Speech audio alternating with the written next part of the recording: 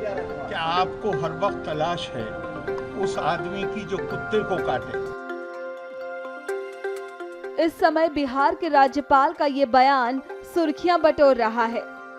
दरअसल राज्यपाल आरिफ मोहम्मद खान से जब पत्रकारों ने सवाल किया कि AIMIM के चीफ असदुद्दीन ओवैसी वक्फ कानून को लेकर कह रहे हैं कि हमारी मस्जिदें छीनी जा रही हैं, हमारा घर छीना जा रहा है, इस पर आप क्या कहना चाहोगे? इसके बाद बिहार के राज्यपाल आरिफ मोहम्मद खान ने जो कहा वो सचमुच कुछ अजीब बयान है। सुनिए आप।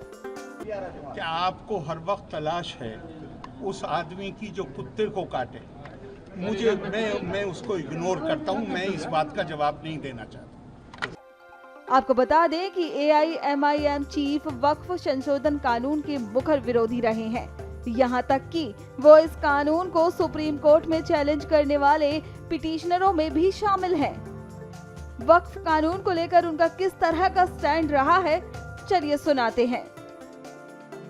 हमारी पार्टी का और all India Muslim personal law board का ये स्टैंड रहा है कि ये पूरा कानून काला कानून है, ये अनकॉन्स्टिट्यूशनल है। इसलिए अनकॉन्स्टिट्यूशनल है ये कि फंडामेंटल राइट्स को वायलेट करता है, चाहे आर्टिकल 14 हो, 15 हो, 25 और 26 और 29 हो। तो ये जो इंटरिम ऑर्डर है, इससे हटकर हम इसको कॉशियसली देखते हैं। क्यों देखते हैं? क्योंकि इसमें करीब 45-48 अमेंडमेंट्स हैं। एक अमेंडमेंट ऐसा है कि अभी जब हम बात कर रहे हैं, लिमिटेशन एक्ट अप्लाई हो रहा है, तो जितने लोग लैंड ग्रैबर्स हैं या इंक्रोचर्स हैं वो मालिक बन रहे हैं। और फिर वक्फ इवैक्यू प्रॉपर्टीज जो है वो खासतौर से देश में पूरी जगह पर और पंजाब हरियाणा में बहुत है, वो अब गवर्नमेंट कस्टोडियन में चले आएंगे, तो वक्फ बोर्ड से हम उसको लूज कर रहे हैं।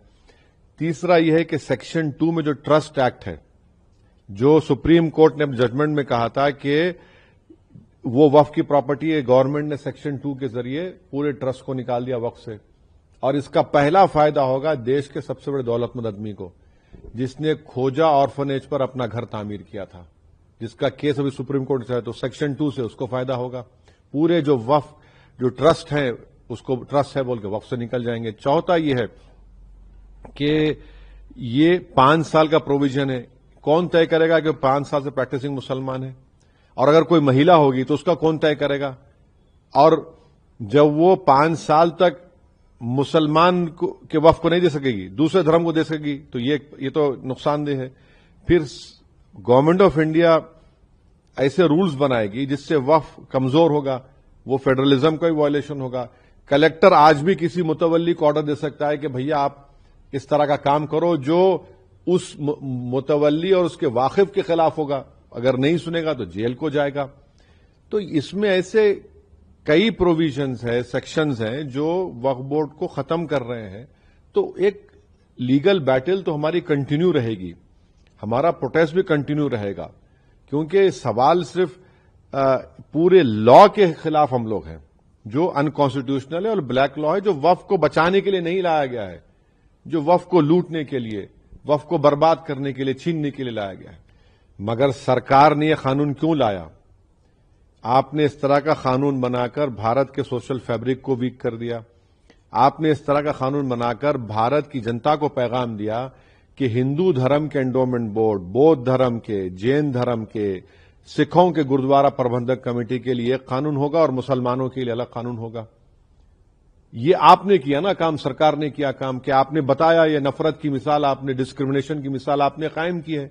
हम तो कह रहे थे पार्लियामेंट के अंदर, ज्वाइंट वर्किंग कमेटी में हमने टाइसन नोट भी दिया। ये तो सरकार की जिम्मेदारी है। सरकार की इस गलत फैसले की वजह से आप टारगेट कर रहे हैं मुसलमानों के ईमान को, मुसलमानों की मस्जिदों को, दरगाहों को, इमाम बाड़ों को।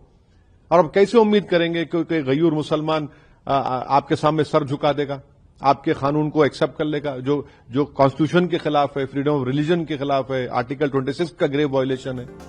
बता दें कि राज्यपाल आरिफ ने ये बयान ऑल इंडिया यूनाइटेड मुस्लिम मोर्चा और सेंटर फॉर पीस के एक कार्यक्रम में दिया था।